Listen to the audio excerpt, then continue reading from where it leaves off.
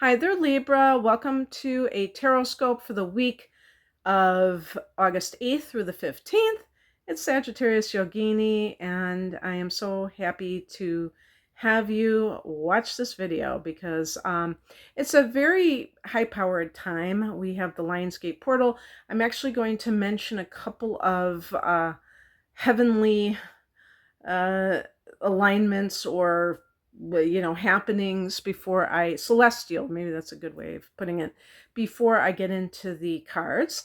One of them is Lionsgate Portal, which peaks on the 8th of the month, and this is going to be in, obviously, Leo. That's what it is. It's always on the 8th. And for you, this is your 11th house of hopes and wishes and gains. And this is actually supposed to be very good for manifestation and abundance because it's a 888. And it's interesting because I haven't heard anybody talk about this, but if you add up all the numbers, it actually adds up to a 6, which is connected to your ruler Venus. And Venus in astrology is connected to abundance as well. So, and of course, love. But in this case, when we're talking about the number 8, that's like the number of material abundance and power. And so if you add up the whole date, it adds up to a 6. So because this is falling in your 11th house, I mentioned that this is the house of gains. Gains meaning profits from your business or the type of wage that you're earning. This can be very good for that. And you can also use it for, visualizing what it is that you would like to bring. If you don't feel like you have that now, can you attract that in the future? Of course you can. I believe you can if that's something you want badly enough. But being intentional about it, like, putting in an order with the universe about what you want. And the other thing that I want to call attention to is that Mercury, which has been retrograding and began the retrograde in your 12th house in Virgo, is now in that 11th house on the 15th. That's when it goes in there. I think it's the 14th of the month. Or is it the 15th? One of those days. I mean, the middle of August, in other words. And the significance of this, it's either the 14th or the 15th. And the significance is that it starts in the 12th house and it goes back to the 11th house.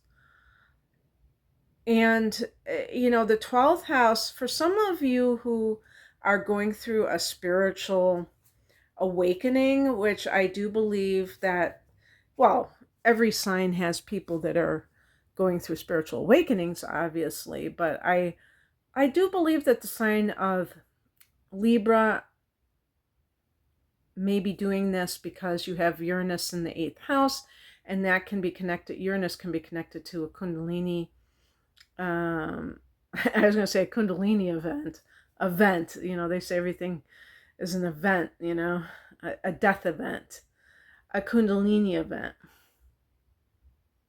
I know, a fatal event. That's in the big pharma ads. Instead of saying death, a fatal event.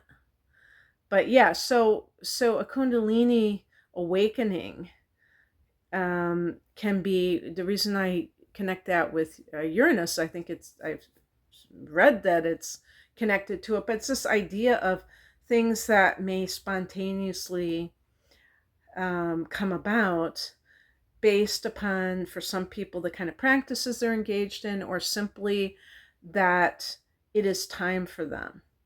And the 8th house can be one of the houses that's connected with spiritual awakening. So, but it, with Uranus, it can almost be rather unpredictable. So anyway, just wanted to call attention to that because Mercury currently, as I record this, retrograde in your 12th house can even be recall of past lives. And that could be part of your spiritual awakening too.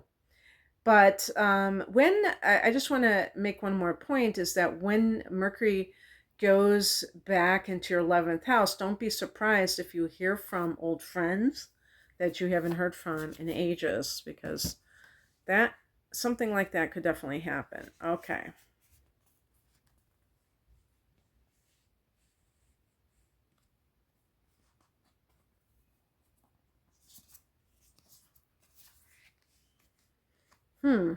Interesting.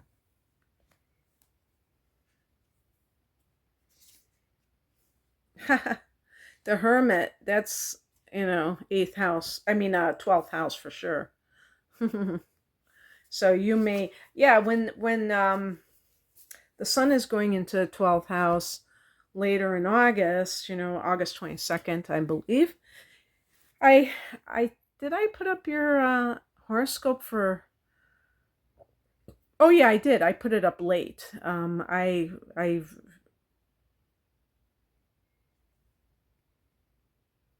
Oh, scratch that. I'm sorry. I'm just doing tarot right now. Let's see what we got here. So the heart of the matter is the Judgment card. Now the Judgment card, I I got a card here, the Knight of Swords, and that can be connected to a lawyer, for instance. And the Judgment card can be also obviously connected to the law. Libra is connected to the law. The seventh house that you rule is connected to legal matters. So there may be, some of you may be awaiting a legal judgment, of course, but also it might be that you are lamenting your judgment. Perhaps you somehow got fooled by someone that wasn't who they claimed to be, and you're kicking yourself and saying, why did I believe this person? Why did I think that they were legitimate? And I just want to call attention to this challenge card, the Knight of Swords. This can be especially a male, and you would say on the younger side, but I would say if it's somebody who is chronologically, maybe above the age of 40 or so, maybe this person is rather immature, or they could simply be free spirits. And society might look at them as immature, but they're happy being free, and they don't want to necessarily settle down. This can be a card of change in your life as a whole, and because it's in the challenge position, you don't like it, you're resisting it for some reason. You are going to have a solar eclipse in your sign on October 2nd, but you could be feeling it towards the end of August and through September. Also, you've already had a lunar eclipse in March, and this may be the fallout of that. Maybe something major shifted in your life, but it wasn't necessarily something that you welcomed with open arms, because you might have been like, I don't want this. I don't want to change. I don't want to experience whatever this is. And it's human nature, to not want certain things, but it's one of those things where sometimes, and this is what the eclipses are all about, we can't control them on the conscious level. It's not like a regular new moon or full moon in this case. I'm not doing extensive horoscopes at this time. I'm just talking about this week. But yeah, I mean, some things when we're talking about eclipses, we have to just accept the results of them. If we have been doing our part and really not only doing changing the things that we know are in need of change, whether that's initiating something or letting something go, and then regardless if we're just willing to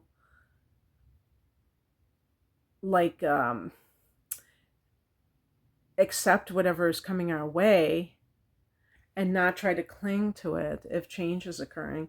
That's really working with the eclipses. So you could be lamenting that, but also I want you to look and see the outline of that woman. It's like this is a card of rebirth. So this may be part of that process for you, and something like this connected with this card may be getting in the way of that. This is a card of, like I said, change being afoot. And if you're blocking it, then you can't experience your rebirth. You're just going to stay stagnant. Also, you may have to learn, because I think this is true of a lot of Libra people, how to be straightforward. Say what you mean and mean what you say, not be wishy-washy in your words or deeds. Because the Knight of Swords can be a person who's very blunt in speech and tells it like it is, but this is challenging that. And this may be part of what has complicated your life in some way, and it could even be professionally, where something has not gone the way that you've wanted it to go, but part of the problem is that you may have not spoken up about something that you needed to. And so now you have to reap the whirlwind. The Judgment card can be, what do we call, what is it called? Sowing and reaping, action and reaction. So yeah, that's what these cards represent. What's coming in is the Nine of Wands. This can be a card of wariness, of kind of like, if you see that person's face, it's very like kind of suspicious, like, okay, when is the other shoe going to drop? But it's a card of boundaries. So you may have to set your boundaries with someone. Maybe it's this feller. You know, if you have gotten involved, you know, if you've just gotten divorced and now you're with someone who won't commit, rather than say, oh my gosh, you know, why won't this person commit? You might say to yourself, why am I not committing to myself? Why am I always looking for relationships? Why am I a serial monogamist and I'm not allowing any time to be by myself? That could be what the Nine of Wands is all about, is having the boundaries to prevent you from just going from one relationship to the other. Because maybe you need to start setting boundaries in relationships, but you're still finding yourself. You're still learning about what it is that you like, what you don't like. And sometimes Libra people ask other people their opinions on things. It could be like on food or whatever, or clothing, as if they have no core self, as if they don't have their own opinions, their own likes and dislikes. And learning about yourself, forgetting about the world and what everybody else wants, is part of self-discovery. Even these superficial things, because these things are very, you know, the example I gave is very superficial. But that also translates to important issues like relationships, where it is a big deal about the person that you get involved with, like how they act, what their values are. You want to be aligned with someone. You don't want to be with somebody that you have nothing in common with. It wouldn't make any sense. Who you don't feel is an honorable person. Some of those qualities that we don't automatically think about that are important are really important. They're more important than some of the other things that people think about, like how someone looks, how much money they make. But yeah, so these things are, it's like you're learning because of whatever this event is or situation you find yourself in, it's bringing it back to yourself. And the outcome is a hermit, soul searching, going within. Hermiting. There's actually a verb, hermiting. Meaning, and this is such a great thing for a Libra person to do, because like I said, you may seek other people's opinions and sometimes place them above your own, or at least, try to gauge what other people like to match those tendencies. And the more that you take time alone, you shut out the outer noise and you find your higher self. And so that can be very helpful in all areas of your life. All right, that's what I have for you, Libra. I hope that this resonated. If you would like a private reading, there's information below. Thanks for watching. Bye.